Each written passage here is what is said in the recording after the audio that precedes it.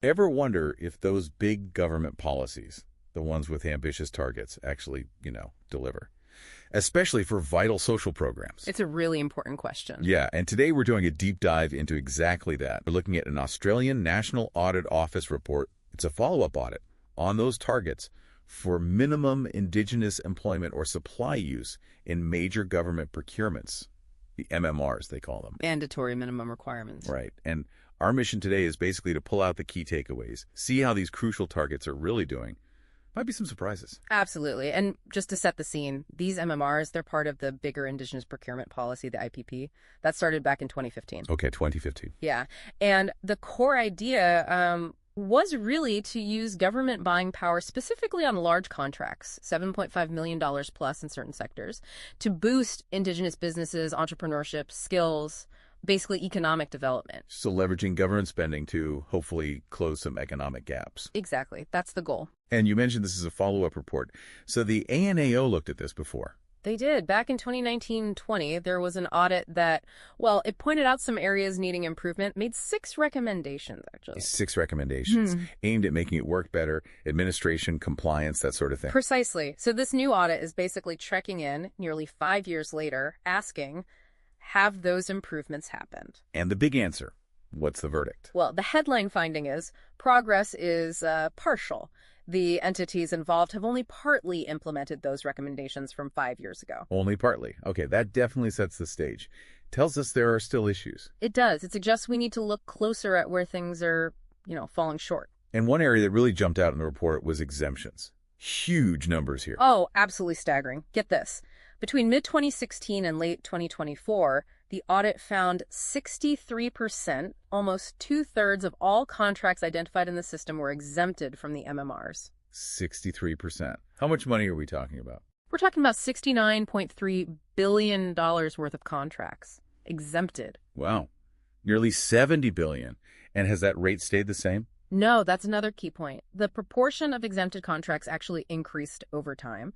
And maybe even more concerning, Go on. is that over 1/3 of those exemptions, 34%, amounting to $30.2 billion, were put under this vague other category. Other, what does it even mean? Exactly. The NAO flags this, saying it can basically hide noncompliance. It's not transparent. And the NIAA, the National Indigenous Australians Agency, who owns the policy, they only partly agreed to bring in better checks, like a risk-based assurance process for these exemptions. They essentially said it's up to the individual government bodies. Okay. So lots of exemptions, vague justifications, and maybe not enough oversight from the top. What about actually measuring if the policy is working? Did they track the impact? That's another major gap the audit found. The NIAA didn't implement an evaluation strategy. Seriously? No strategy to measure the impact on Indigenous jobs and businesses. None was implemented, which means, important policy changes, even ones announced early this year, went ahead without solid evidence on whether the MMRs were actually effective. So flying blind to some extent? You could say that. There's no ongoing performance tracking or proper public reporting on whether it's achieving those core economic goals. It's a big blind spot. Okay, so evaluation is missing. What about simple compliance? For the contracts that weren't exempt, how do they do meeting the targets? Well, the picture there is mixed.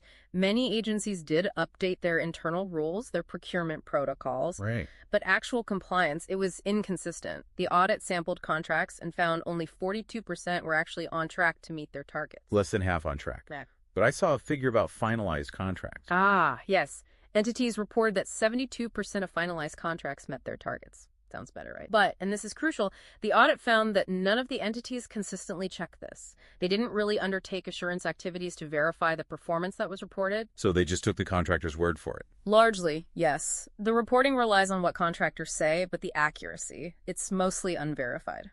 Okay, so let's wrap this up.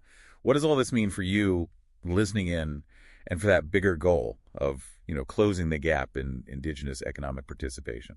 Well, I think it clearly shows that just having a policy, even with targets, isn't the whole story. It's not enough on its own. Right. We're talking billions in contracts here. A huge chunk exempted, often vaguely. And for the rest, compliance is patchy and reported success isn't really being checked properly. Exactly. It leaves you with a fundamental question, doesn't it? Which is? If the policy owner isn't evaluating the overall impact and the agencies aren't consistently verifying the outcomes, how can anyone be truly sure if these MMRs are actually achieving what they set out to do? Are they really stimulating Indigenous economic development effectively? Yeah, it's definitely something to think about, especially as policies like this continue to be relied upon and evolve. A lot to consider there.